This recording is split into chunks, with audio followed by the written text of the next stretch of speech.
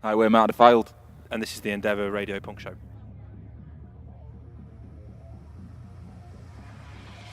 You're listening to the Endeavour Radio Punk Show with Thom White. I'm sitting with Martyr Defiled before their first show of their headlining UK tour.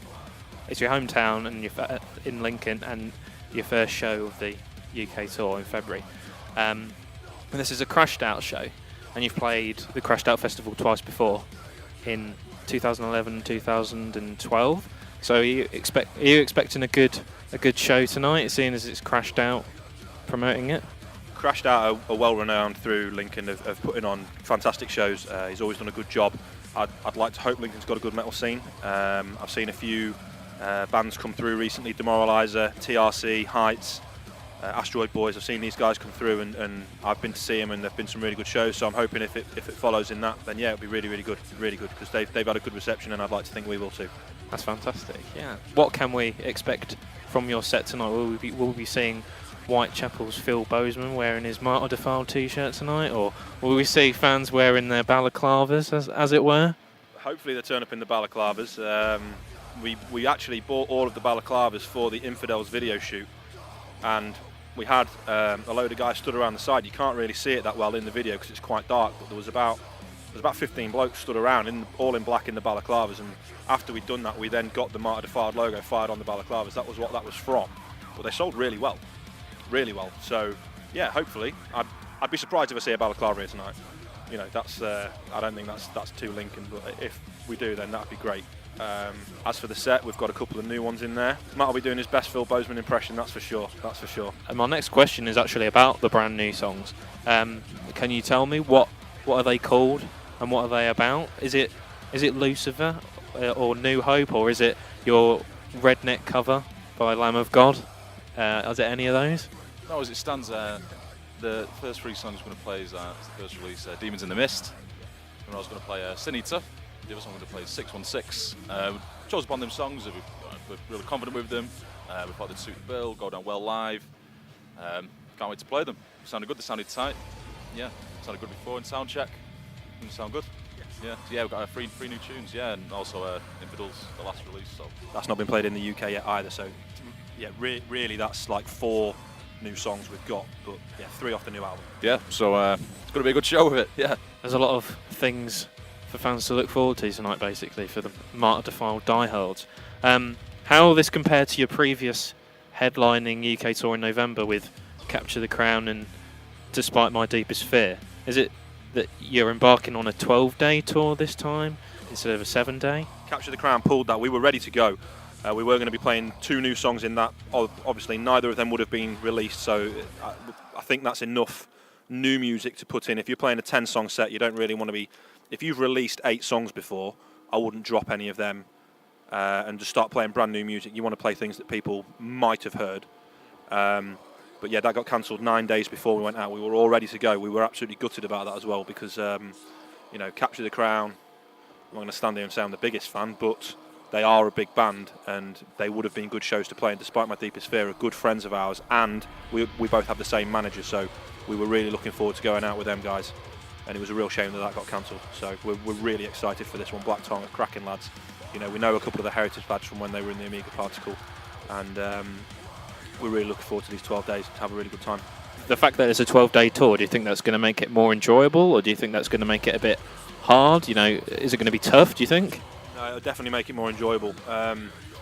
You know, the best times you have, obviously, is when you're on stage, but aside from that, it's when you get to build the relationships with the other bands. I'll use all right, I'm name dropping here, but when we did the 4-week tour with Diartas Murder and Here Comes the Kraken from Mexico, Diartas Murder from Australia, Here Comes the Kraken from Mexico. Like I travelled the length of the country to go and see those guys again. I made 10 really close friends on that tour, and I know they feel the same both ways. You know, we all still talk on a regular basis, and by going out there for longer, you build these relationships. You know, you make friends, and it's great to look forward to seeing guys again. So I'm hoping that we can get on great with Black Tongue, get on great with Heritage, and have some good relationships, band relationships there. Will we see the positive reaction from when you did the 2011 tour, it's been organised? This tour that you're embarking on now has been organised by the same booking agents, and the Alicia Agency Group, Alexia Agency Group, and they set up the Katy Perry Appreciation Tour. So are we going to see the great reaction as you do get? Yeah, I'd absolutely hope so. That was it's a guy called Graham Clues who founded the Alexia Agency. He's now our actual booking agent as well. At the time, for the Katy Perry Appreciation Tour, he just booked us the tour. But for this one, as our booking agent, he was in full charge of all of the bands involved. And Clues has done a great job. His band portfolio is getting bigger and bigger, literally by the month. He's turning into a fantastic booking agent.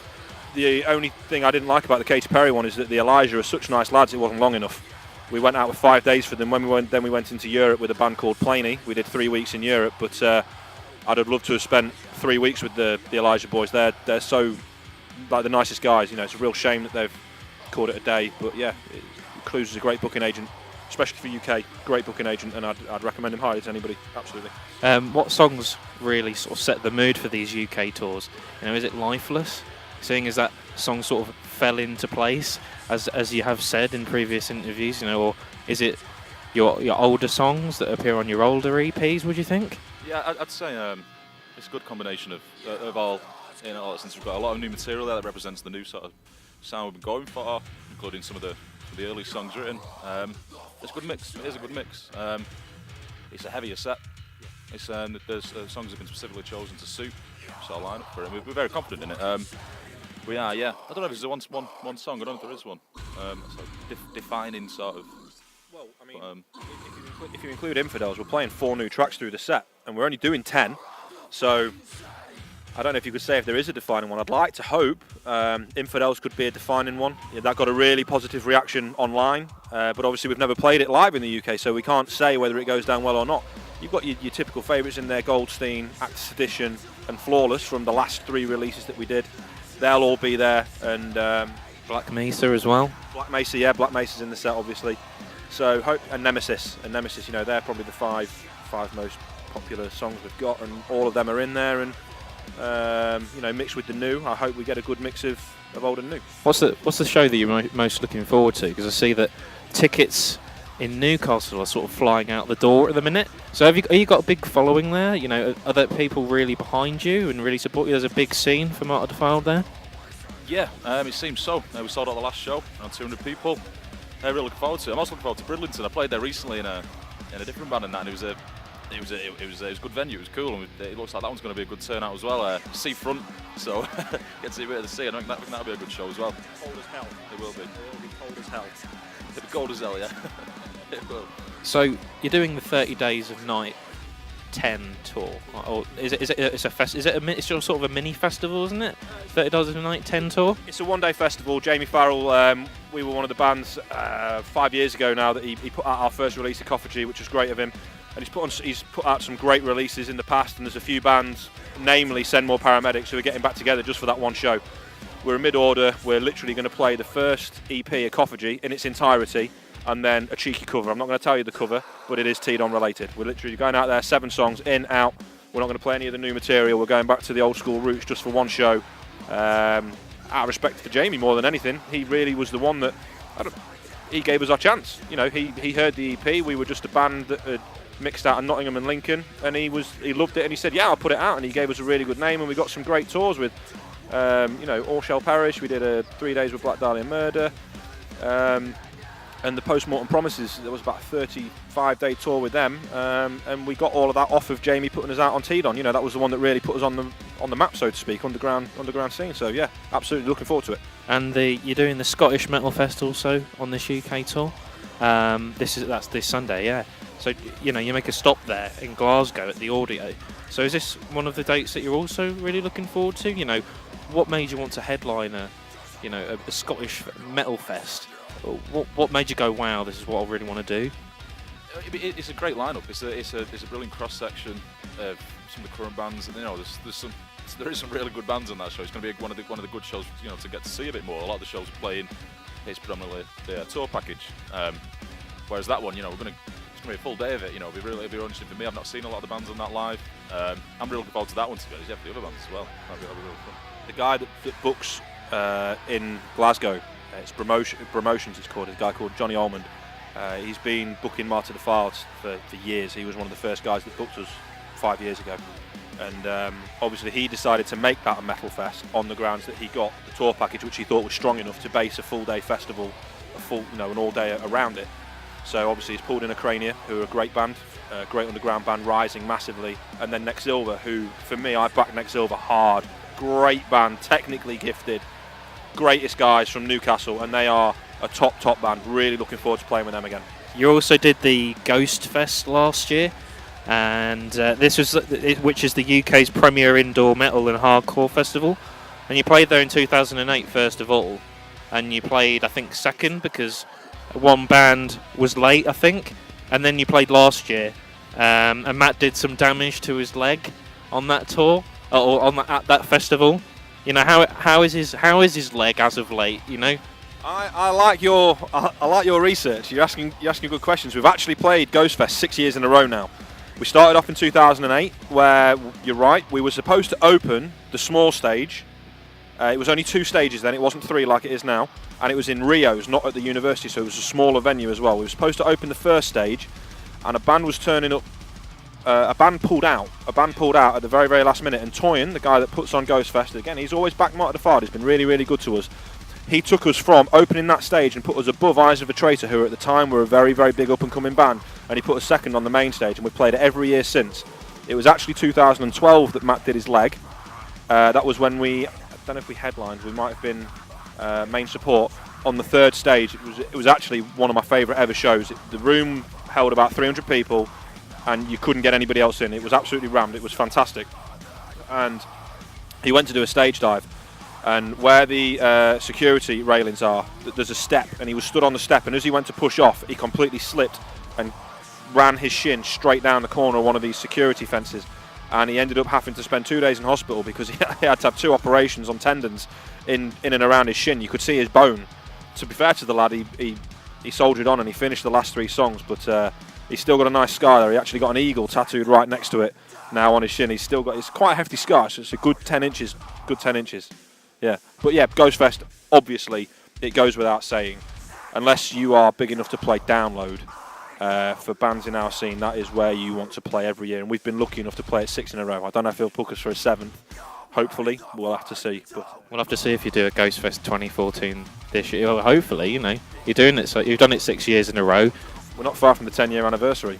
Got to keep going, yeah. So what festivals are you going to do this year? Have you announced yet, or, you know, maybe the return of the £2 tour? That could be a possibility. The £2 tour was done because although we ended up re-signing with the same label, we were in between labels, and we were really trying to find a way of promoting ourselves.